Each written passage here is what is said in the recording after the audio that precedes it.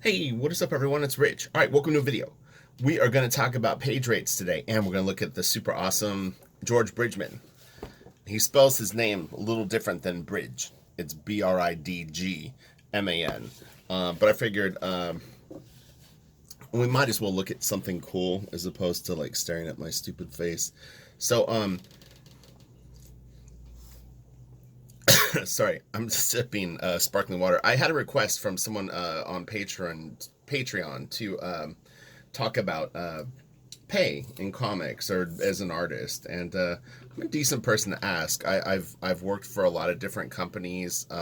I've done freelance work, and it's an interesting topic, and I won't be able to cover everything because I don't really know. He had recommended a Twitch video. Hold on, I'll plug the guy's Twitch channel really fast. He's a colorist for I guess DC.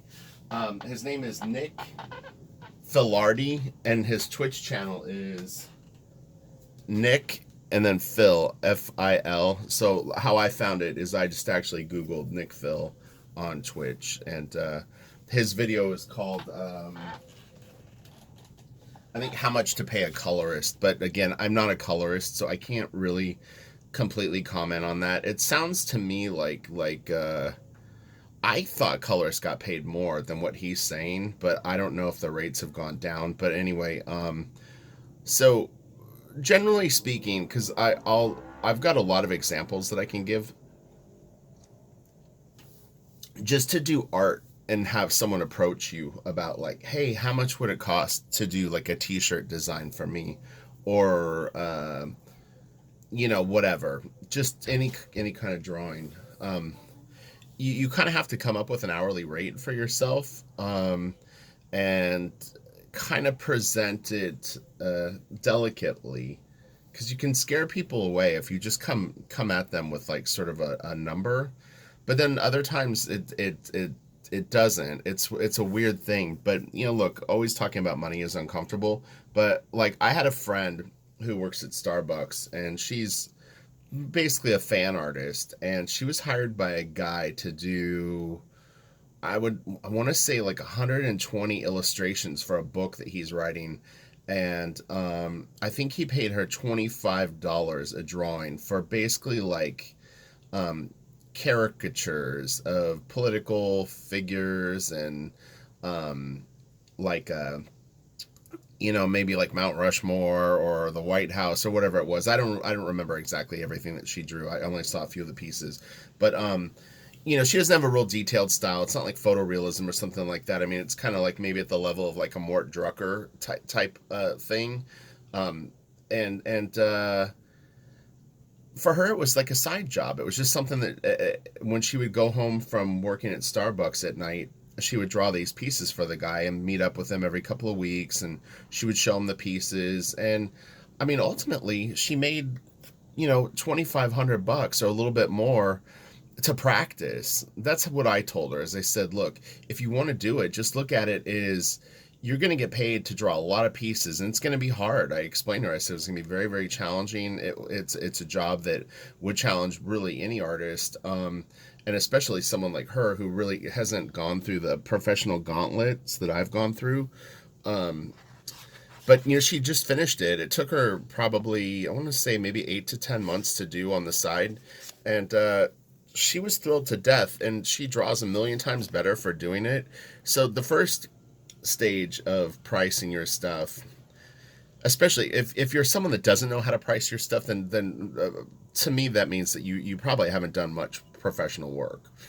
You know what I mean? So those are the kind of gigs that you're going to get offered initially. No one's going to come at you and be like, "Oh, I want to give you $500 a page to draw my comic book." It's probably not going to happen. You're going to attract a different audience that, generally speaking, is going to be on a much tighter budget. And look, I'll throw this out here right now. I should have done even sooner. Is you can self-publish now, and the reality is, and this is the real reality. It's all based on your fan base. Okay, period. There's a rule that I use, which is about a 5 to 10% rule. So you can base it on whatever angle of your social media that you want to, but that's about how many people are probably invested in what you do, and the rest are just floaters. They might drift in and out, and it's not a disparaging thing to say that, but if you have 1,000 people that follow you on YouTube, or 1,000 people that follow you on Instagram, or 1,000 friends on Facebook, of those, maybe 100 are really like following your work, and of that 100, maybe 10% of that would actually support something that you do. These are just my opinion on this, but from what I've seen, it's pretty accurate. So you're looking at 10 people probably would spend money on your stuff. Sounds kind of grim, right? I mean, you might be able to get 30 to do it, but yeah, you need numbers on your side to do any kind of sort of successful crowdfunded campaign, or it's going to be a disaster. So,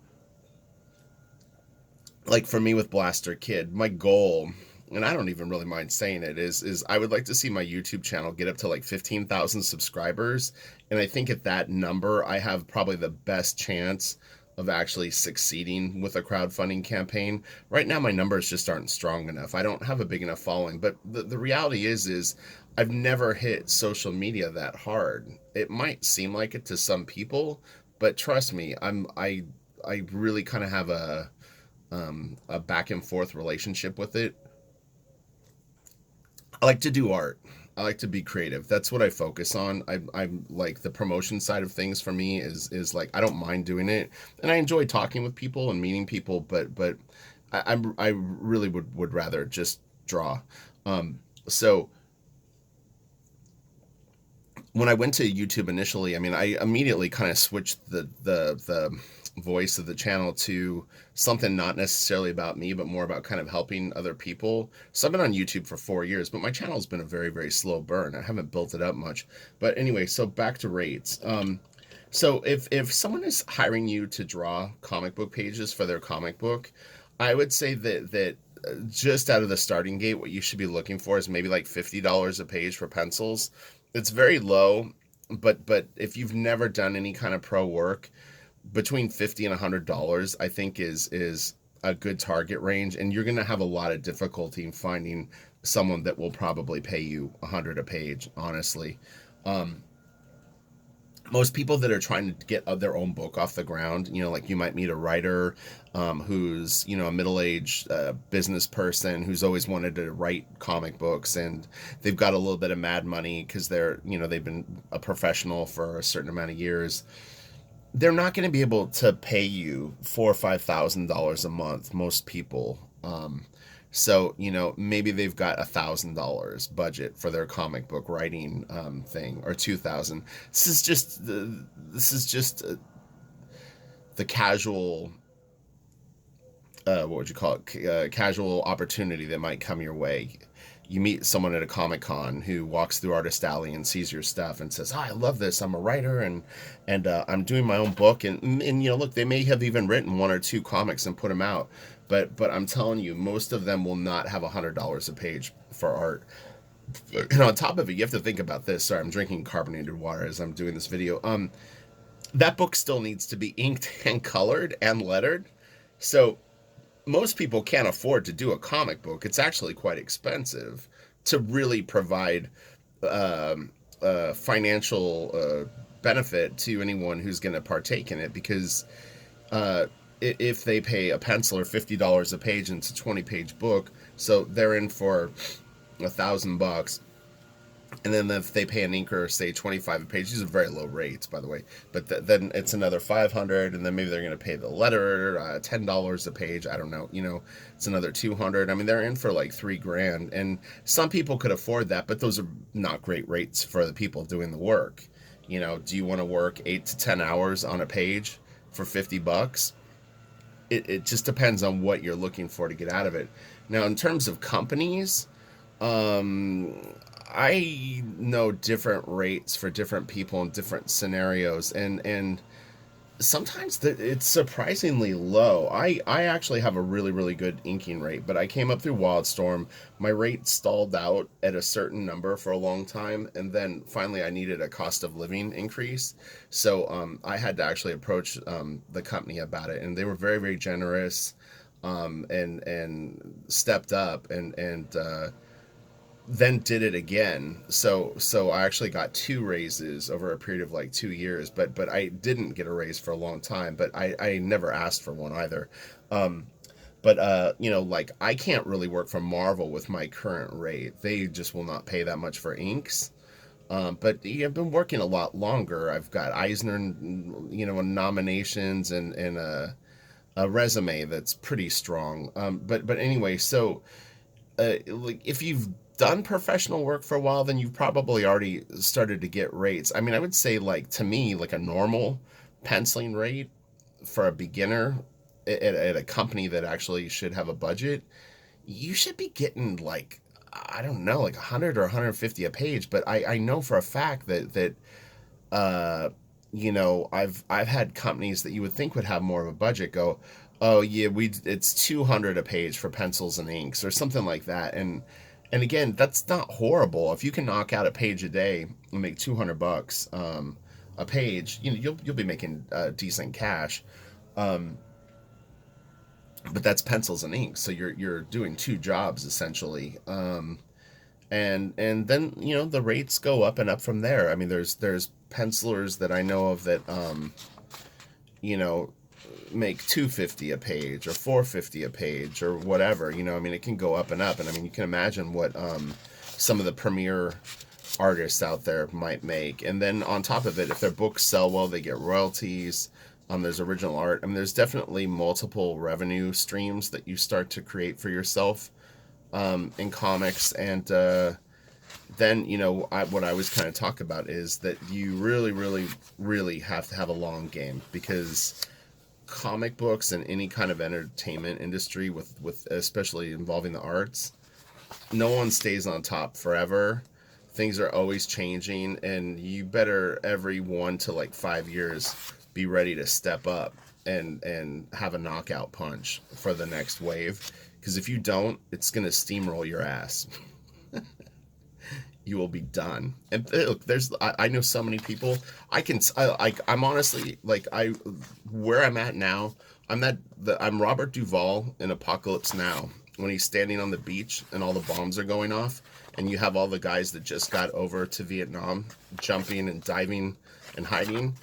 I can I can talk to people and just basically tell if they will have the stamina and actual personal fortitude to handle doing comic books for a long time. It's not easy. It's not gentle, as I've said before, and yeah, you better be ready. Better be ready to work, or you won't be doing it for very long. And you know, uh, relationships with people are incredibly important. Your fans and the people that buy your art are incredibly important. That support structure is really, really monumentally important, almost more than the professional relationships that you have. In a way, you really want to kind of balance the two, though. And look, you can be a Ronin and try to do it on your own, and but again, it's how many years can you support it? This stuff is so great. um but yeah, I mean, I would say that if you're at an average level of a comic book artist, meaning professional, working for a decent company, I mean, I would hope that you'd be making between 200 and 350 a page for either pencils and inks. But those are higher. Those are leaning towards the higher end. An inker texted me through Facebook a week or two ago, and I think someone had told him that inking rates were, I don't even remember what he said, $10 a page or something like that. I mean, you will sometimes come across companies that actually pay that low. Um, I don't know if company would be the right word. Aspiring publishers, but yeah, I would at least try to get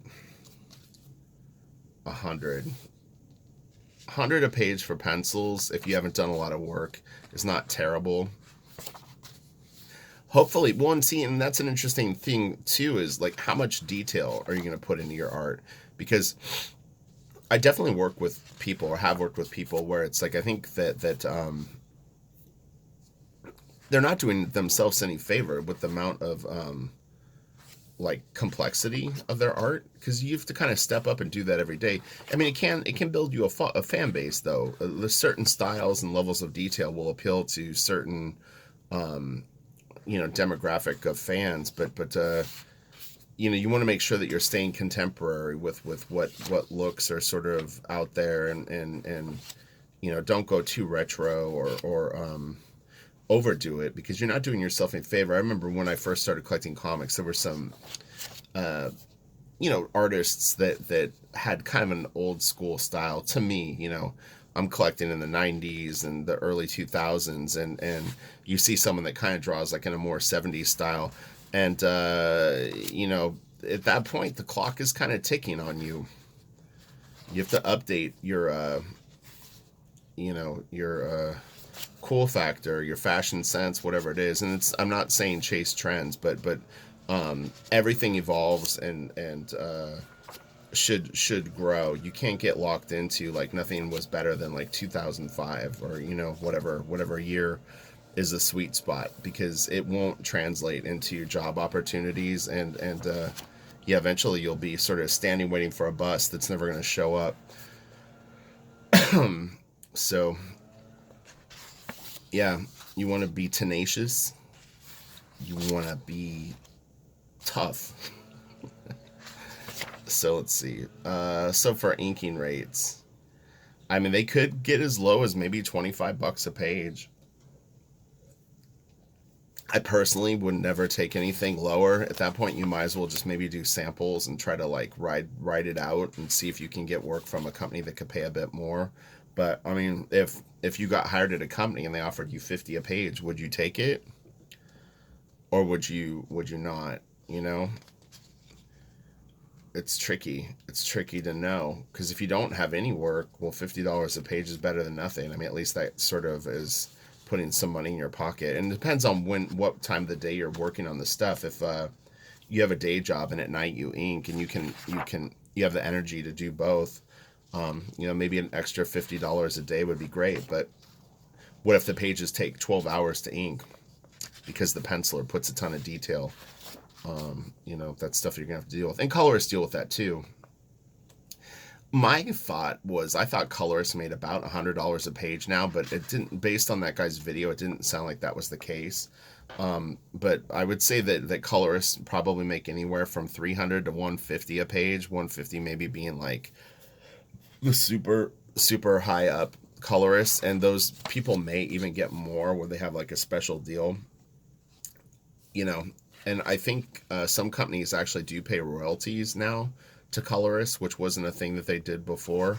So that was a huge step. I know that DC does. I'm nearly sure that DC does. So DC stepped up on that, and they did a while ago. So DC honestly is a very, very good company to work for. I'm not just saying that because I work for them, but the reality is that their rates are probably the best in the business. They're very, very on it in terms of pay most times, and they're one of the better companies to work for sure, hands down. But I'm putting my feelers out to do some penciling work, because I don't think I'm a great superhero artist. So I'm looking at companies like Dark Horse or IDW for doing, maybe just getting some stuff out there for fun. But so hopefully that gives you a little bit of insight into the rates. There's no clear cut way to really break it down, but I think generally speaking, you'll know as you move along what to ask for based on sort of like, so for album covers, when I do album covers for bands, I make like 4 times what I do on a comic book page.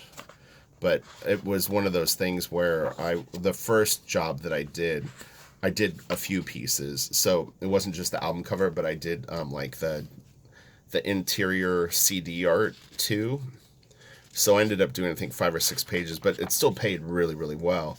But now my cover rate for albums is really good. Honestly, I don't think I would get the same rate for a comic book cover. Although I have heard of comic book artists that get paid more than what I get paid for covers. But I mean, you're talking like pretty big cover artists. And that was a while ago, so the rates may have changed. And yeah, for stuff like lithographs and stuff like that, usually those companies will have sort of a standard fee. Like if Mondo or one of those type of companies approaches you to do like a licensed poster, like I did Alien, I did X Files, I've done some stuff for Iron Maiden.